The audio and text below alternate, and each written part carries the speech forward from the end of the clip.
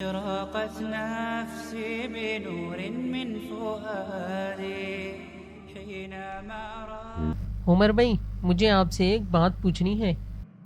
جی علی بھائی پوچھیں۔ عمر بھائی میں نے یہ پوچھنا ہے کہ میرے بہت سارے دوست مجھے یہ کہتے ہیں کہ پہلے نماز تو صحیح سے سیکھ لو اس کے بعد جہاد کرنا، مطلب یہ کہ جہاد کے لیے جس درجے کا ایمان چاہیے ہوتا ہے وہ ہمارے اندر نہیں ہے، اس لیے پہلے ایمان پر محنت کرنی چاہیے، پھر جب ایمان بن جائے تو پھر جہاد کرنا چاہیے۔ یعنی جس طرح نبی صلی اللہ علیہ وسلم نے صحابہ کرام کے ایمان پر 13 سال محنت فرمائی تھی، اس کے بعد جہاد کا حکم دیا تھا۔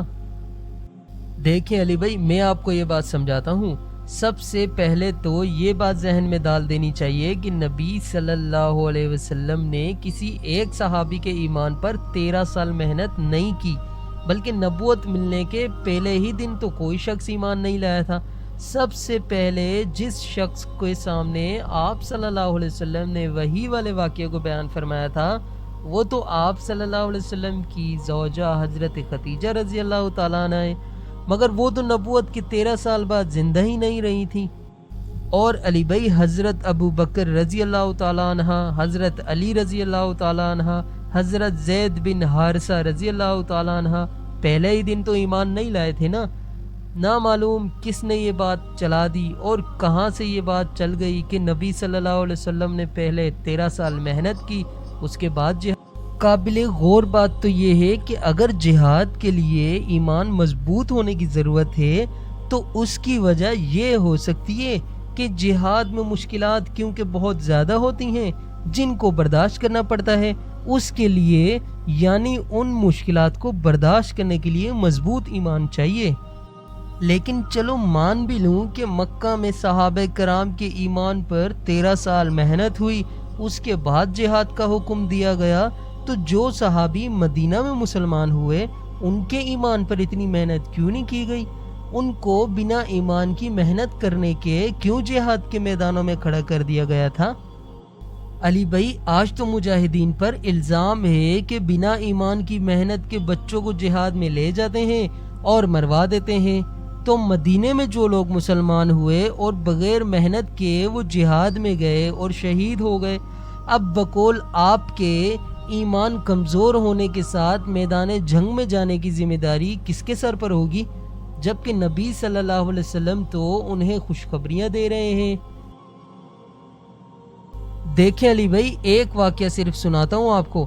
ایک شخص نبی صلی اللہ علیہ وسلم کے پاس آیا اور کہا کہ میں پہلے مسلمان ہو جاؤں یا پہلے جہاد کروں، تو نبی صلی اللہ علیہ وسلم نے فرمایا پہلے مسلمان ہو جاؤ پھر جہاد کرو۔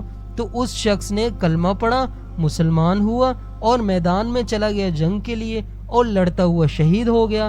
نبی صلی اللہ علیہ وسلم نے اس کو خود خبر میں رکھا اور قبر سے جلدی جلدی باہر تشریف لے آئے۔ اب صحابہ کرام یہ دیکھ کر ڈر گئے کہ کہیں اسے عذاب تو نہیں ہو رہا، تو نبی صلی اللہ علیہ وسلم نے فرمایا نہیں ایسی کوئی بات نہیں، میں اس لیے جلدی باہر آیا کہ اس کی حوریں وہاں پہنچ گئی تھی۔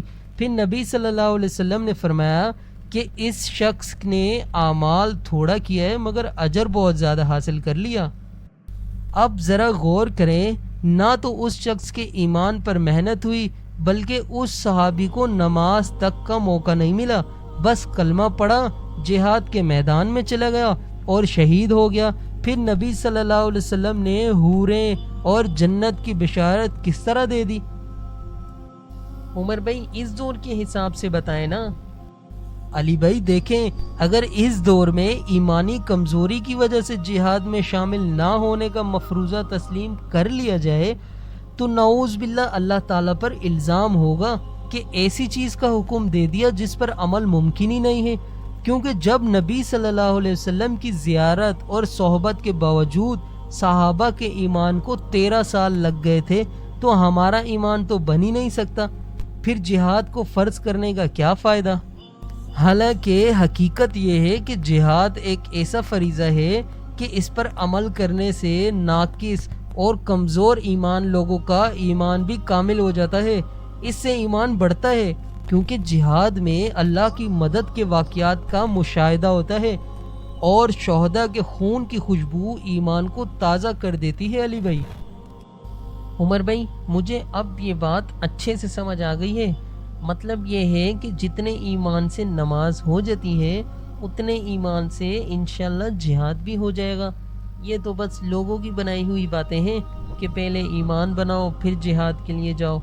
جزاک اللہ عمر بھائی۔ یقین کی راہ پہ چل پڑے، انہیں منزلوں نے پناہ دی، جنہیں وسوسوں نے ڈرا دیا، وہ قدم قدم پر بہک گئے۔